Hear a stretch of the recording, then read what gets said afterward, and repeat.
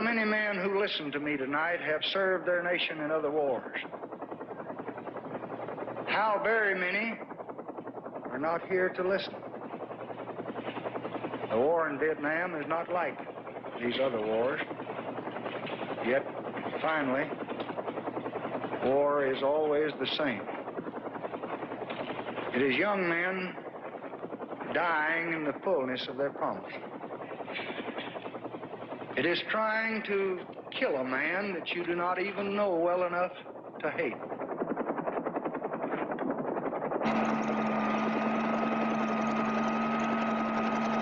Therefore, to know war is to know that there is still madness in this world.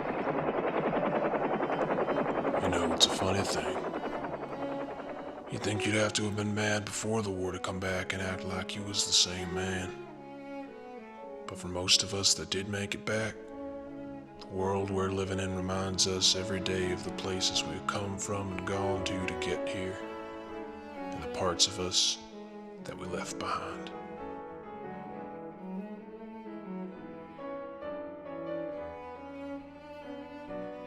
It'd been almost 10 years since we spent almost every miserable day desperately fighting for our lives in a jungle halfway across the globe together. But once we got back, we still never strayed too far from one another. I guess we kept each other level-headed.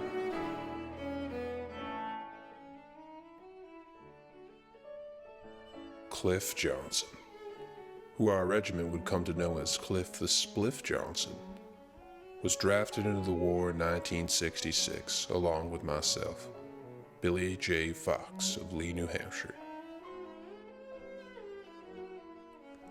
We'd both seen each other on what well should have been our deathbeds, but we made it outstanding for some reason, and to us that meant something.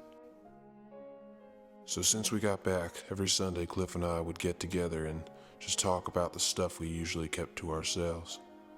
It seemed strange venting to anyone but us. Wouldn't have been right. After all, it's a shame burdening the people you fought for with the knowledge of the cost of their freedom and happiness.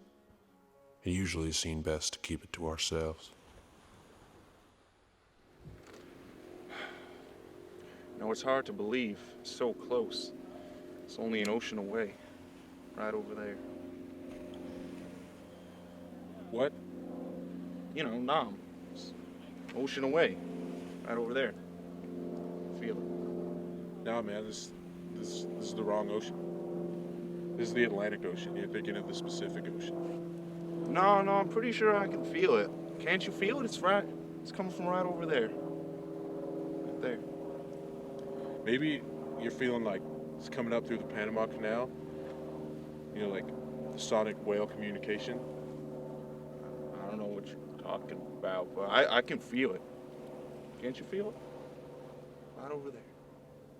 I guess you could say Cliff had a knack for telling me what was what, even if he wasn't too sure himself sometimes.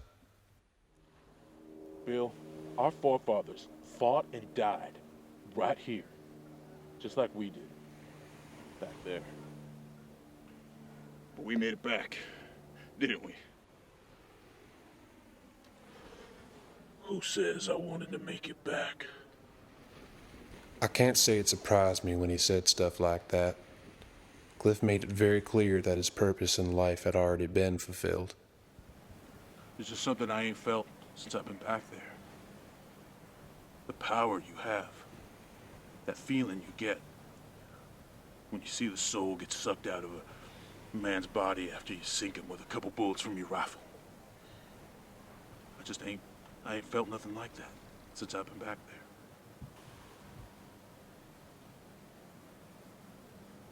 You feel that? I don't know, man. I think that part of me's gone. I've left that behind. I've got a real life to live for now. My girlfriend, she's pregnant. I got a whole life ahead of me, and I can't think about dying anymore. I've got to live. I can't be thinking about what happened back there anymore. It's gone.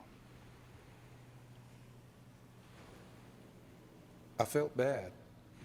As much as we were able to connect as old friends, Cliff had caught a sort of darkness that he just couldn't shake after killing so many men, and that kept us apart.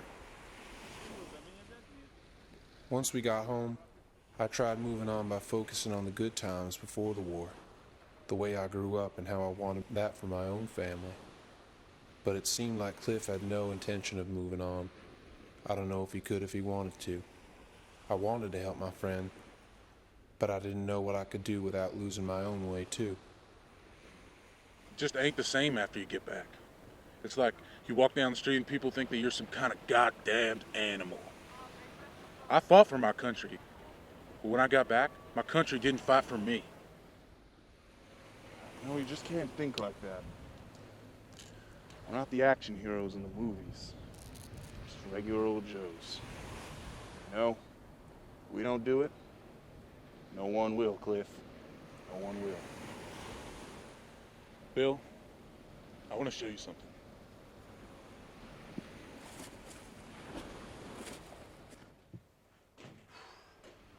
What's so special about this joint, Cliff? It's just as cruddy as the rest of the place. Billy, it's about time I told you why I brought you here. The funny thing is, Bill, I ain't coming back with you. I don't know what you're trying to say to me. Decided to spend the rest of my days up here, on top of this hill, away from the harsh voices of society. What are you saying, Cliff? You can't live up here? What are you gonna do for food? How are you gonna live? I don't know what to say. You've been a good friend. I don't understand what you're trying to do here. Turn your back on this. Why don't you just make this easier for the both of us and just get on out of here? It ain't right. It ain't right what you're doing here. You always got a point.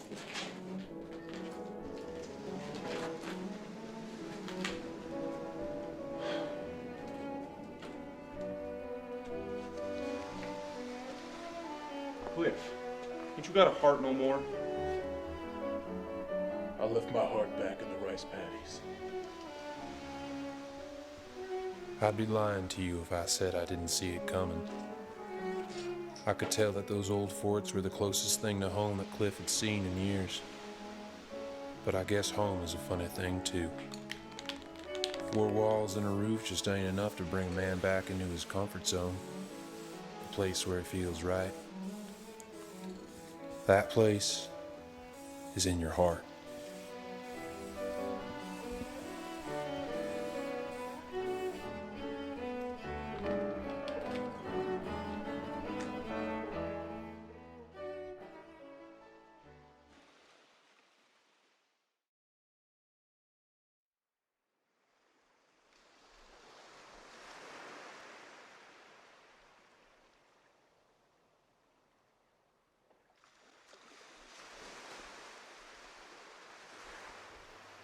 I can tell you that I never heard or saw from Cliff Johnson after that day, but I can also tell you that I didn't leave empty-handed.